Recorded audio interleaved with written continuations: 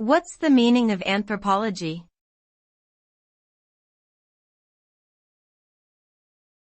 Anthropology.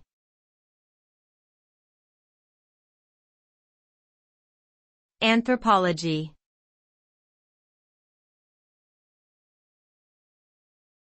Anthropology.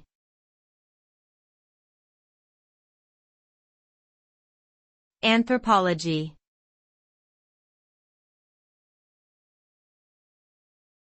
Anthropology.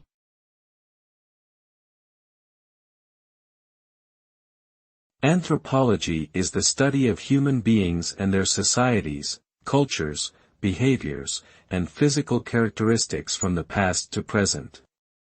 It aims to understand the diversity of human experience around the world and throughout history. Anthropologists use a variety of methods, including participant observation, interviews, and surveys, to gain insights into human social life. By studying anthropology, we can learn about different beliefs, practices, and values of people from various cultures and backgrounds, which can help us appreciate our differences while also recognizing our common humanity.